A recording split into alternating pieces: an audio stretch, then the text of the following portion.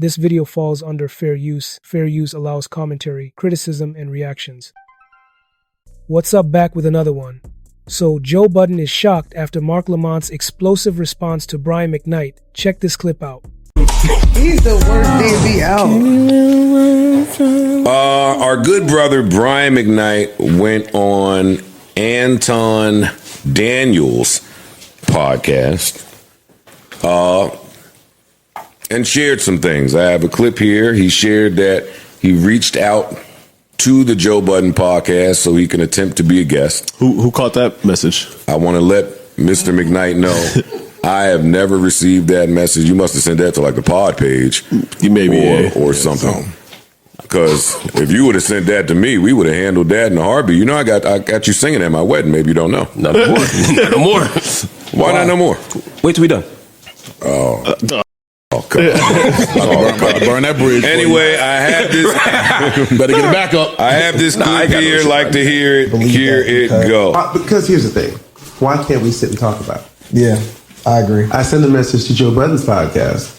Crickets. Nothing. Mm-hmm. But who's that Marc, the guy, the political Marc guy? Lamont Hill. Let me tell you something. What's the guy's name again? I'd destroy that dude. I would destroy him. Not physically, but I understand what you're saying. Because you don't even know me, but you call me an ass.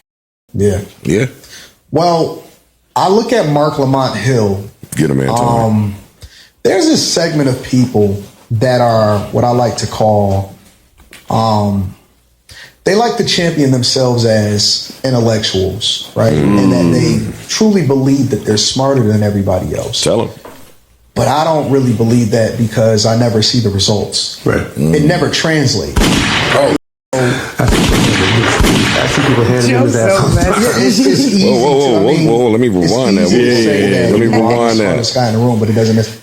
Hold up. You heard what Brian said. It never translates, right? So I see people handing his. I see people handing him his. Yeah, it's easy to. I mean, it's easy to say that I'm the smartest guy in the room, but it doesn't necessarily translate into results, right? So I decided that I would do stuff on my own.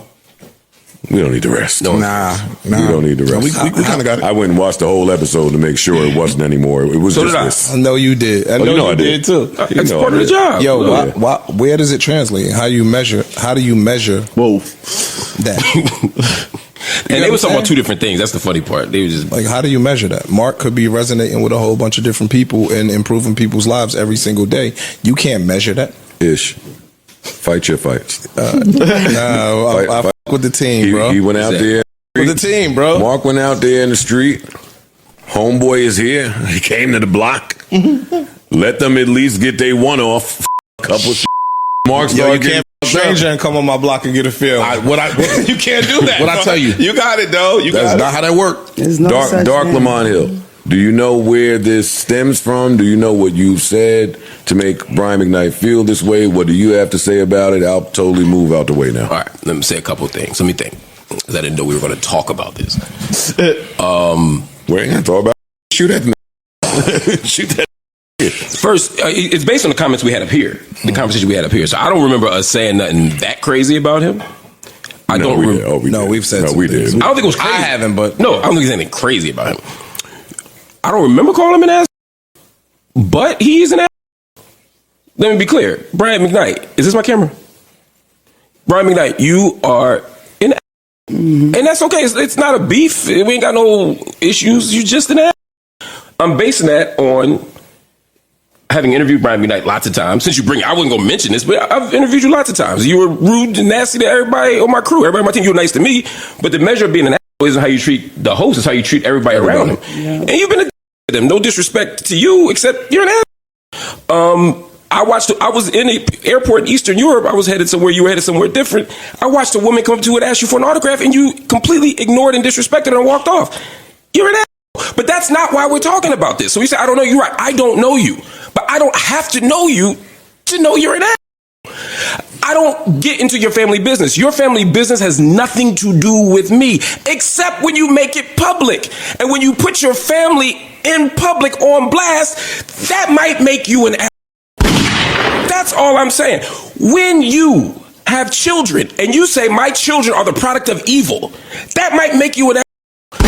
when somebody says, yo, but the Bible says you should love your children, you say, my older children were the product of sin. That might make you an ass.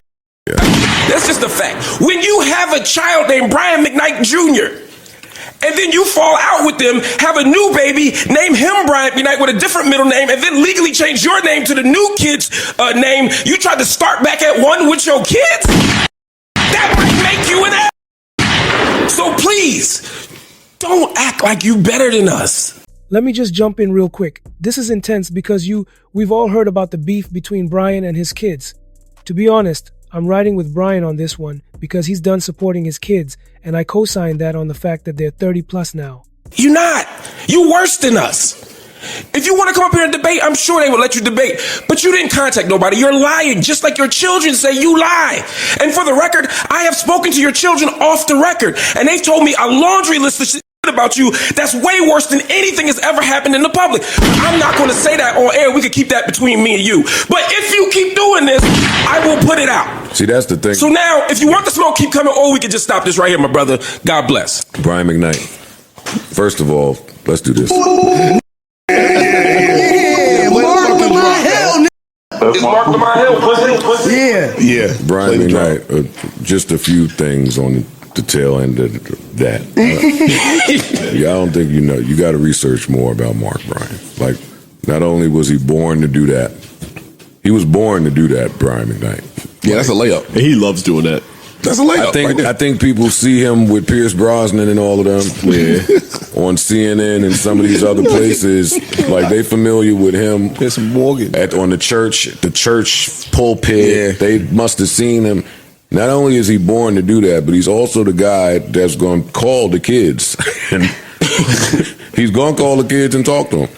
He's going to be in the airport and see you be a dick. That one I don't know if I agree. But yeah, we know you ain't. That one I don't know. It was rough. It was rough. The way he did, and I give people grace. I don't.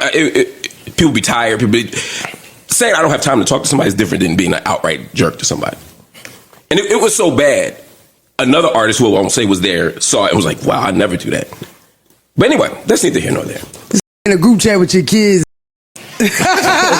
like this. Kids listen crazy. to the show sometimes. And that's how I know that, I've said some, but what a read. Yeah. Oof. Oh yeah. I did that one. All right. You don't got no smoke for the interviewer?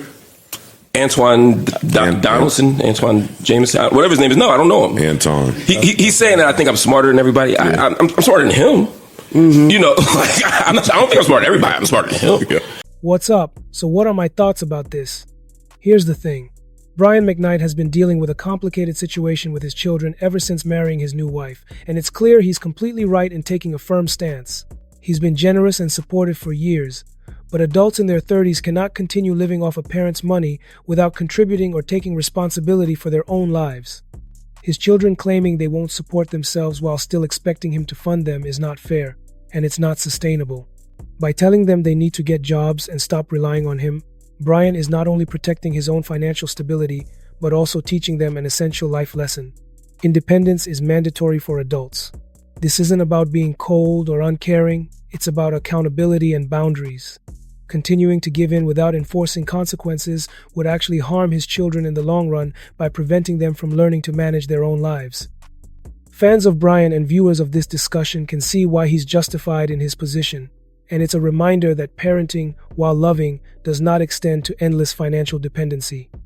Okay, so drop a comment, smash that like button, and make sure you subscribe for more videos like this, and I'll see you in the next video.